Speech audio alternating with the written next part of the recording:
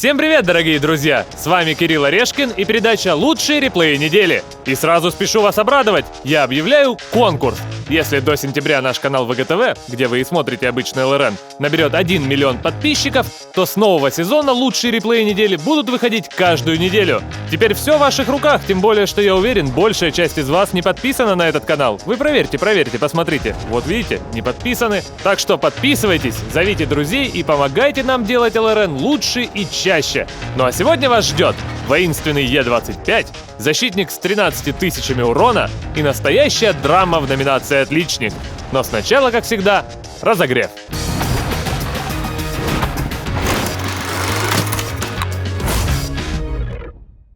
Начнем разогреваться на карте Эрленберг вместе с ВК-7201К. Знаете, я вот уже почти забыл, что у нас в игре есть этот танк. А еще я о нем ничего не знаю. И самое веселое, что из этого реплея и не узнаю.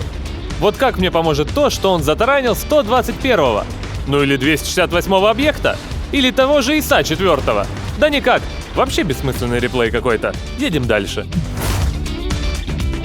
Продолжим на карте северо-запад. Бой здесь протекает вполне себе обычно. Железные монстры перерабатывают друг друга, кто-то нагибает, кто-то ракует, но главное не это. При счете 14-14 в бою остаются лишь артиллерии. Буратино со стороны зеленых и М12 у красных. И все было бы обычно, если бы они просто встретились и решили свои проблемы как мужики. Так нет, они почти синхронно начинают захватывать базы. И дальше происходит старый добрый морской бой. Е4 – мимо. Д3 – мимо. Б7 – убил. Ребята явно очень ждут релиза World of Warships. Едем дальше. Закончим разогреваться на карте Заполярья. Бодрый отряд клановых статистов решил покатать взводом. И до поры до времени ребята делают это удачно. Обычное бадание от танков на фланге быстро перерастает в раш от взвода. И двое статистов падают вниз. Третий подумал немного и отправился за ними. Молодцы. И кому это интересно, спросите вы? Ну, кроме СТБ-1, который получил возможность пострелять по статюгам. Да всем это интересно, потому что бой продолжается. Команды воюют, танки взрываются, а наши статисты стоят. В какой-то момент им становится скучно, и они начинают толкаться. Первым на дно отправляется Type-61, следом за ним Т-54. А вот Е-50М не такой, он все еще стоит. Счет уже стал 14-13. Е-50М просто ждет, когда этот цирк закончится. Но нет. Враг убил последнего союзника, но времени на захват не хватит. Горе-статист юлозит на месте в ожидании врага, и тот появляется. Выстрел по Ешке, ответка и победа! Статисты такие статисты. Переходим к номинациям. Братьями по оружию на этой неделе стал взвод из Суперпершинга, АМХ-50-100 и ИС-3. Ребята прямо как из анекдота. Поехали как-то американец, француз и русский в бой на карте Сталинград. Но ничего смешного не произошло. Наоборот, все очень серьезно. На разъезде коллективный разум повел команду на левый фланг. Несколько танков пошли против системы, и только Т-34-85 проснулся позднее всех и поехал за нашими героями. Забегая вперед, скажу, вот оно, судьбоносное решение в первые секунды. Атака пошла бодро. Выстрел за выстрелом, фланг прорван, до базы считанные метры.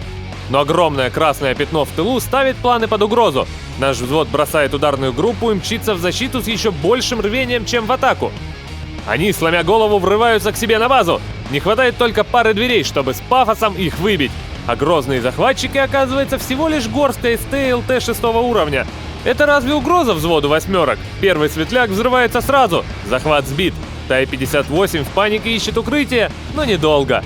Оставшиеся трое прячутся за зданием, и только Як-Пантера заставляет взвод остановиться. ИС хорошо получает в лицо, ЛТ засыпают рикошетами, а Суперпершинг пытается расковырять Пантеру издали. Сложно, но можно. С четвертой попытки броня поддается, и защищать бедных светлячков больше некому. Взвод без промедления их окружает и уничтожает. Заварушка, правда, оставила пару дыр в корпусе. Но как иначе с таким грубым подходом? Зато база спасена, и кажется, теперь уже точно все хорошо. Или нет? Красное пятно затягивает уже противоположный конец карты, и непутевые союзные захватчики быстро в нем растворяются. Конец боя снова отложен. Взвод выдвигается к центральной площади, навстречу решающему сражению. А на другой стороне уже поджидают 2 третьих ИСа. Они могли бы быть серьезной угрозой, вот только встали они посреди чистого поля. Т-34-85, который с самого начала боя не отходил от взводных, наконец получил шанс. Но, видимо, переволновался. Хотя тяжи все равно не прожили долго. Командный обстрел с двух направлений и вместо ИСов горящий металлолом. А за дымом снова выглядывает победа. Взвод вновь наступает. И тут же ИС-3 получает в бок от Е-25 и оказывается в прицеле СТА-1, который зашел в тыл. Опасная ситуация. АМХ изрядно потрепан и, видимо, на КД. Т-34-85? От него пользы в лучшем случае, как от талисмана на счастье. Только Персик сохраняет прежний кураж и несется вперед со всей силы. Все трое оставшихся противников открывают по нему огонь, но не могут остановить. Будто сам дядя Сэм ведет американца в атаку. Т-44 взрывается под напором сразу. Блоха и СТ-1 бросаются бежать, но это засада. СТА-1 пытается закружить американца, а Е-25 уже готовится зайти в тыл. Совзводники где-то зализывают раны, и Персику остается рассчитывать только на себя.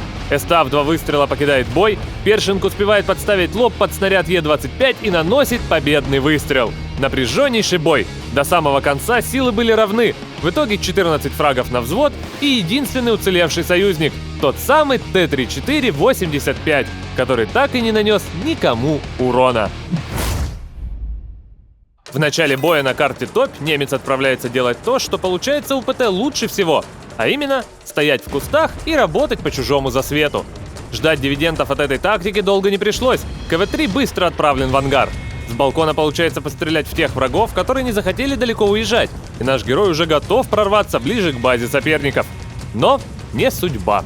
Союзники сливаются уж слишком быстро, и надо возвращаться. В центре карты под горячую руку нашему немцу попадает М4 и КВ-1. Счет 7-9, и уже идет захват. Мчим на базу и прицельно бьем по кумполу М25. Вот и нет захвата. Тем временем совсем рядом начинают свою дуэль союзный ИС и Т-150. Вмешаться ли? Вопроса не стоит. Есть 6-й фраг. Сразу же на нашего героя выскакивает Hellcat. Наверное, он надеялся перестрелять Е-25. Глупо. Очень глупо. Счет уже равный. 12-12. Немецкая ПТ забирает вражеского ВК, а счет до сих пор равный, но уже 13-13. Что ж, все не так плохо. Союзный ИС пугает Hellcat, и Е-25 едет в обход. А вот это уже не очень хорошо. Здоровья у союзников было более чем достаточно. Вот только ГВ Пантеру это никак не смутило. Теперь наш герой один. План менять уже слишком поздно, и ПТ выскакивает на ведьму. И этого перестрелял. Осталась лишь арта. Легкий фраг?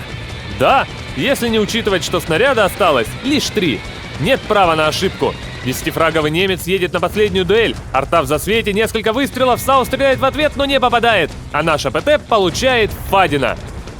Очень четкая и правильная игра принесла Е-25 заслуженную победу, которая сдобрена целой россыпью медалей. А еще 10 фрагов и 6000 урона. Паша 0629. Воин недели. Поздравляем!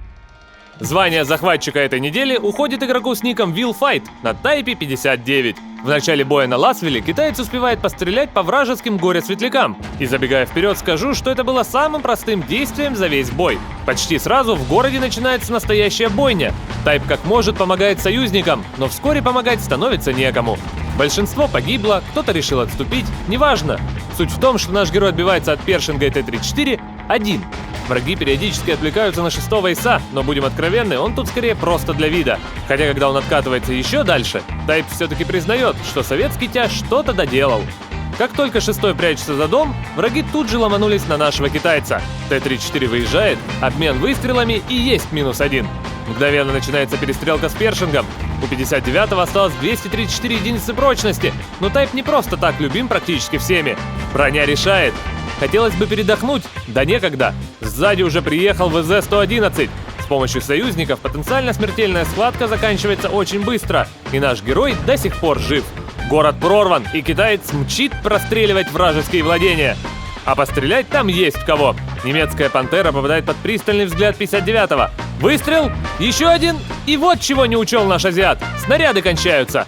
Последний фугас входит в ИСу-152, и все. Мгновенно принятое решение оказывается единственным верным. Едем на базу. Счет вполне конкурентный, 12-12. Тайп доезжает до базы и становится на захват. За спиной китайца уже привычный ИС-6. Ждем врагов. 2 ПТ объявляются очень быстро. Немного припугивающих танцев, и ИС-6 провоцирует врагов. ИСУ выскакивает на базу. Тай быстро понимает, что союзный ИС сейчас важнее и таранит ее. Советская ПТ оказывается на гусле и тяж добивает недруга. Фух, отлично! Но нет, ТТ почувствовал свою неуязвимость и пытается добить второго врага. Он выкатывается, не попадает и умирает. Вот это да! И что теперь делать? Счет 13-13 на бумаге, конечно, не так плох, но по факту мы имеем бесполезного союзного борща и пустой боекомплект. Тай продолжает стоять на захвате, немецкая ПТ выжидает, полоска наполняется, враг выскакивает и нет! База захвачена! Удивительно! Парень захватил базу без снарядов в такой ситуации. Определенно, это захватчик недели. Поздравляем! Защитником этой недели становится игрок с ником 5 Punisher на Ягдпанцере Е100. Начало сражения на Южном берегу сразу говорит нам о том, что парень очень четко понимает, как надо себя вести в этом бою. Именно поэтому первым делом он переключается на фугасы и шотает самого неосторожного вражеского светляка. Фугасы эти нам еще пригодятся, а потому Т-54 получает добрую 1000 урона ББшкой. А дальше больше. 2 аккуратных выстрела, и вот уже ИС-8 понимает, что играть роль ПТшки — это не для него. Тем временем счет медленно, но верно становится неприемлемым. Немец видит это и решает откатиться ближе к базе, предусмотрительно зарядив фугас для Ваффентрагера. Барабанщик нас не разочаровал. 1500 урона отправляют Вафлю на покой, а наш герой уже двигает исправлять неудачи союзников на правом фланге. Выстрелить разок по еще одному траггеру получается. А вот дальше все не так просто. Врагов слишком много и надо отступить. Яга откатывается чуть-чуть назад, а счет тем временем становится устрашающим. 8-13. Тут же появляется дерзкий 90-х с фланга. Выстрелы таран не убивают ЛТ, но и закрутить нашего героя у него не получится. Француз покидает бой. Соперники опять приближаются к базе. Уже знакомый нам Ваффентрагер умирает, но Е100 и Хэви сейчас намного опаснее. Яга начинает чуть пританцовывать, чтобы запутать врагов, и у нее это выходит. Американец все же высунул кусочек корпуса, за что и был наказан. 11-13. Дуэль двух Е100 должна была поманить почти любого танкиста. Но наш парень не любой. Он очень грамотно читает игру и разворачивается в ожидании соперника со стороны берега. А вот и награда. Объект 140 думал, что он самый хитрый. Оказалось, нет. Вот теперь самое время заняться Е100. Союзник выжимает врага на линию прострела, и есть еще один фраг. Яга тут же ждет нового врага с берега, и он появляется. Британский тяж получает так, что даже не решается на ответку. Соперник отступает, но такое ощущение, что наш герой знает все. Он едет встречать тяжа, который захотел объехать, и тут же ловит его. Выстрелы таран на этот раз работают безукоризненно. Последний враг светится в городе. Наша Яга стреляет, и союзник добивает неприятеля. Невероятно! Просто блестящая игра. Защита базы на протяжении всего боя и 13 тысяч нанесенного урона. И плевать, что у него 0 очков защиты базы. Это все равно лучший защитник недели. Поздравляем! Отличником этой недели становится игрок с ником Катаклизм на Ваффентрагере АУФ-ПЗ-4. В начале боя на Карелии наш герой и его взводные отправляются к штанам, где, как обычно, много желающих отхватить от ПТ. И все бы ничего, да снаряды летят куда угодно, но только не туда, куда нужно. Лишь редкие пробития спасают немецкого наводчика от нервного срыва. Тем временем союзники сливаются прямо-таки ударными темпами, и перед взводом боевых товарищей встает не самый радужный выбор – стоять до последнего и погибнуть достойно, или плюнуть на достоинство и бежать обратно к базе. Объект 704 выбирает первый вариант и тут же превращается в зрителя. Немец дарит снаряд сотки, который тут же добивает союзный борщ. Следующие 2 выстрела Ваффентрагер посвящает настырному коршуну на 90-ке. Хотелось бы передохнуть, да некогда, нужно отбивать другой фланг. Грамотно прячась от арты, немец уничтожает еще одного светляка, а за ним и французскую ПТ. Может теперь передохнуть? Как бы не так. Из союзников осталась одна арта, а врагов еще 7. Изрядно покалеченный ПТ бросается на почти целого 8-го ИСа. Хорошая стрельба, отличная езда и неумелые руки соперника помогают победить и в этой дуэли, потеряв всего 2 очка прочности. Но ждать аплодисментов некогда. Враги продолжают наступать. Союзная артиллерия добивает Ягдпантеру, но как бы наш немец не пытался спасти САУ, ее судьба была предрешена. 44-ка тут же отправляется в ангар, и на нашего героя выскакивает Е-75. Тяж настолько хочет затаранить ПТшку, что не попадает почти в упор. ПТ чудом выживает после тарана и сносит башню нахальному недругу. Ух, это было почти столь же эпично, как новый трейлер «Звездных войн». И хотя расслабляться еще рано, немецкую машину уже не остановить. Оставшиеся 3 арты очень быстро превращаются в одну. Но последний из врагов берет базу и уже знает, откуда ждать защитника. ПТ выезжает, арта стреляет и мимо. Это победа! Просто феноменальный бой. 9 врагов и больше 10 тысяч урона. Отличная игра, отличника этой недели. Поздравляем!